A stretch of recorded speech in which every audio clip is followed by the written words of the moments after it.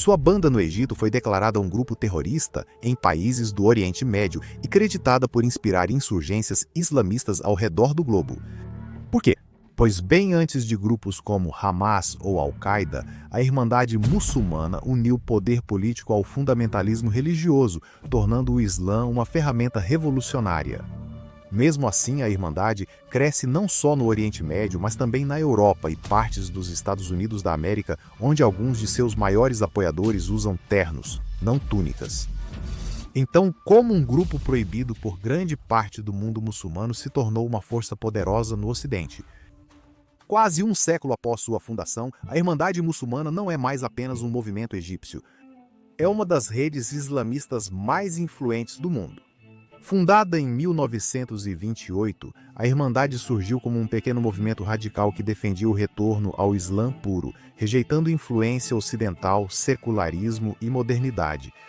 Hassan al-Banna, seu fundador, buscava mais que renovação espiritual. Ele queria uma sociedade islâmica governada pela lei Sharia desde a base. A grande questão, porém, como chegar lá?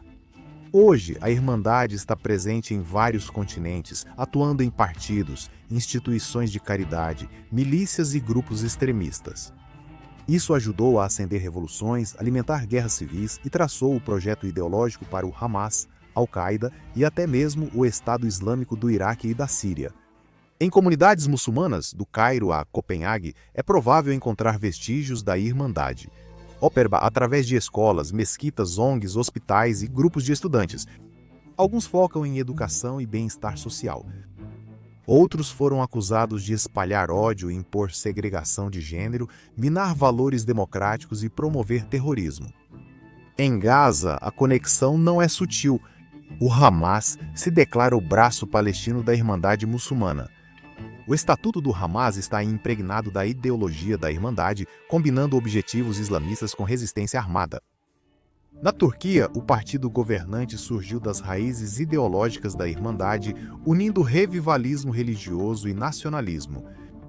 O presidente turco Erdogan costuma adotar a retórica da Irmandade, apresentando o Islã como força de dominação política. No Catar, a Irmandade achou um de seus maiores aliados.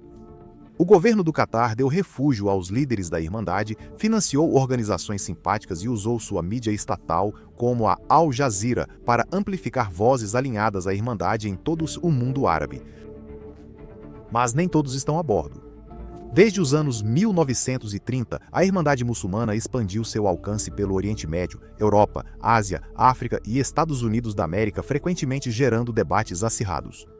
Alguns governos ocidentais consideraram a Irmandade um mal menor, permitindo contato com o Islã político sem lidar com extremistas conhecidos por filmar atos brutais. Mas outros veem na Irmandade algo muito mais perigoso, eu sei, ameaçador. Partidos de direita na França, Holanda e Itália afirmam que a Irmandade mostra moderação em público, mas promove ideias extremas nos bastidores. Egito, Arábia Saudita e Emirados Árabes Unidos classificaram a Irmandade como grupo terrorista, acusando-a de tentar desestabilizar seus governos. Para ela, a Irmandade é mais que uma ameaça ideológica, é também física e real. Então, por que isso é importante? Estou muito feliz que você perguntou. Existem cerca de 2 bilhões de muçulmanos no mundo, e a Irmandade Muçulmana tem papel desproporcional na definição do Islã, na política, vida pública e relações internacionais. A Irmandade não fala por todos os muçulmanos, mas sua voz é alta e alcança longe. Para entender a política do Oriente Médio e os cânticos dos manifestantes universitários dos Estados Unidos da América, você precisa entender a Irmandade Muçulmana. Quero deixar claro, assim como o cristianismo e o judaísmo, o islamismo não é monolítico. Um tamanho não serve para todos. Os textos sagrados do Islã, o Alcorão, o Hadith e séculos de interpretação produziram uma tradição rica e diversificada. Ainda assim, todos os muçulmanos aceitam 5 princípios compartilhados conhecidos como os 5 pilares do Islã, que agora vou pronunciar errado para o prazer de nossos espectadores que falam árabe. Shahada, declaração de fé. Salá, oração diária. Zakat, para os pobres. Jejuei durante o Ramadã. Hajj, peregrinação a Meca. O que falta nessa lista? Uma palavra que quase todo não muçulmano conhece, mas não posso dizer aqui. Mas soa como mihad se traduz como luta. Este conceito de luta varia amplamente, variando de uma luta interna e espiritual, veja o Islã Sufi, até campanhas militantes para defender ou expandir o Islã, veja o Wahhabismo. Essa ambiguidade é justamente explorada por grupos como a Irmandade para fins políticos. Porque desde o início o Islã não era só um sistema de crenças. Era uma ordem política. O profeta Maomé era mais que guia espiritual, também chefe de Estado, comandante militar, diplomata e legislador. Após Maomé, os califas tornaram-se líderes religiosos e políticos. Eles lideravam orações, governavam tribunais e comandavam exércitos. O califado islâmico chegou a se estender da Espanha até a Índia. Isso não era exclusivo do Islã. Durante boa parte da história, religião e política eram inseparáveis. A noção de fé como assunto privado e a separação entre religião e Estado são invenções ocidentais dos últimos 300 anos na Europa e América, junto com a ideia de direitos humanos e Twinkies. Mesmo valores seculares universais frequentemente se difundiram não pelo diálogo, mas pela conquista, colonização e dominação cultural.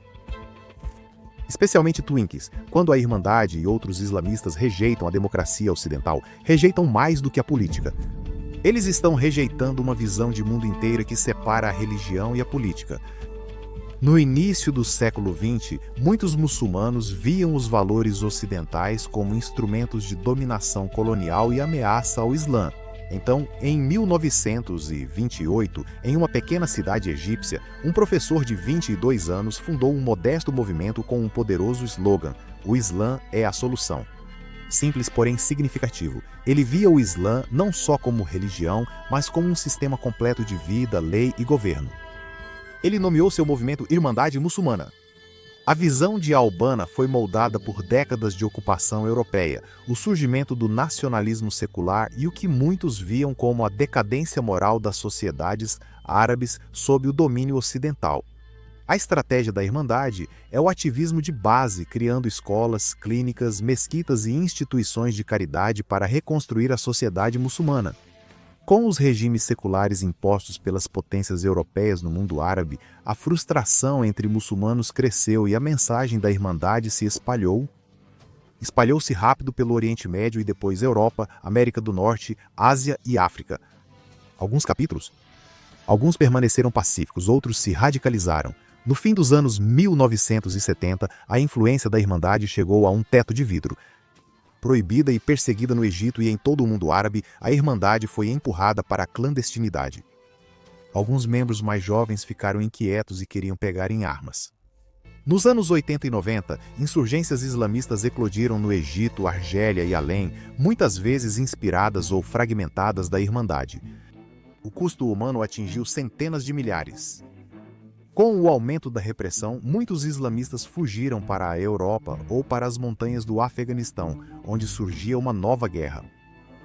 Lá, na luta contra a União Soviética, uma nova rede tomou forma, apresentando figuras ligadas à Irmandade, como o egípcio Ayman al-Zawahiri, o saudita Osama Bin Laden e o palestino Abdullah Assam. Eles fundaram a Al-Qaeda, responsável pelos ataques de 11 de setembro. Após 11 de setembro e as guerras dos Estados Unidos da América no Afeganistão e no Iraque, surgiu uma nova geração de militantes. Do caos do Iraque e da Síria, eles construíram o Estado Islâmico do Iraque e da Síria, um califado autodeclarado que trouxe a brutalidade medieval para o mundo moderno. O líder do Estado Islâmico do Iraque e da Síria já foi da Irmandade, mas, como outros, rejeitou sua cautela, alegando que o movimento priorizava a teoria em vez de a ação. Então veio a Primavera Árabe. Com os protestos no mundo árabe, o presidente egípcio apoiado pelos militares foi derrubado. E pela primeira vez em décadas, eleições livres foram realizadas no Egito. A Irmandade estava pronta. Sua ala política, o Partido Liberdade e Justiça, ganhou quase metade dos assentos no parlamento e a presidência. Foi um momento histórico, mas não durou. O novo presidente agiu rapidamente para consolidar o poder e fortalecer as instituições islâmicas. Dentro de um ano, protestos em massa irromperam contra o governo da Irmandade. O exército interveio, tirou-os do poder e declarou o grupo organização terrorista. Mas a tomada de poder da Irmandade no Egito não foi uma anomalia. Na verdade, o ramo palestino já havia conseguido isso e com maior sucesso. Em 1987, o ramo da Irmandade em Gaza se tornou o Hamas, o movimento de resistência islâmica. A Carta do Hamas declarou a luta armada como a única solução, enquadrando o conflito israelo-palestino como uma guerra religiosa e chamando os judeus de inimigos do Islã. Eu sei, original. Quando a Fatah, facção palestina secular, iniciou negociações de paz com Israel, o Hamas lançou ataques mortais para impedir qualquer acordo. Resumindo, sei que serei criticado, mas em 2005 Israel removeu todos os assentamentos judaicos de Gaza e retirou seu exército. Por uma geração, a alegação era de que os assentamentos eram o obstáculo para a paz entre israelenses e palestinos. Israel removeu esse obstáculo de Gaza, esperando abrir caminho para a paz. Em vez disso, o Hamas venceu as eleições, assumiu o controle total, expulsou a Fatah e governou Gaza com mão de ferro desde então. O Hamas governou Gaza como Estado islamista, hasteou a bandeira da Irmandade, impôs leis religiosas rígidas e manteve a luta contra Israel. E então veio o dia 7 de outubro. A crueldade do Hamas chocou o mundo e trouxe nova atenção às suas raízes na Irmandade. Para muitos, isso mostrou que o Hamas vai além de um grupo de resistência. É o exemplo do que ocorre quando a Irmandade assume o poder. Neste contexto, Israel é o canário na mina de carvão que vai muito além de Gaza. Na Turquia, o partido de Erdogan remodela o país segundo o islamismo da Irmandade, acolhe líderes exilados, apoia o Hamas, adota nacionalismo religioso e enfraquece a democracia. No Catar, a Irmandade acha seu patrono mais rico. O Catar financia instituições alinhadas à Irmandade, concede refúgio aos líderes da Irmandade e usa a Al Jazeera para promover sua visão de mundo para centenas de milhões de pessoas e quaisquer animais de estimação que aconteçam estar assistindo. Nem todos os estados de maioria muçulmana seguem essa direção. No Egito, na Arábia Saudita e nos Emirados Árabes Unidos, a Irmandade é proibida e rotulada como um grupo terrorista. Os Emirados Árabes Unidos avançaram mais, promovendo tolerância religiosa, paz com Israel e educação pluralista, em contraste com a ideologia rígida da Irmandade. E mesmo dentro da Irmandade, ainda existe um espectro, epitomizado pelo líder da Irmandade em Israel. Mansur Abbas lidera o partido Ra'am, ligado à Irmandade. Ele se tornou o primeiro muçulmano israelense a se juntar a uma coalizão governamental e ele foi um dos primeiros líderes muçulmanos em todo o mundo a condenar o ataque de 7 de outubro como moralmente inaceitável. Abbas mostra que o conflito do Oriente Médio não é entre Islã e Ocidente. O conflito israelense-palestino não é uma batalha do colonialismo ocidental em terras muçulmanas. Esses conflitos são, mais fundamentalmente, uma luta dentro do Islã, entre aqueles que acreditam que os muçulmanos devem se concentrar na luta do coração e aqueles que querem lutar a luta da espada. Para ilustrar, a maioria das vítimas da luta da espada da Irmandade muçulmana são os próprios muçulmanos.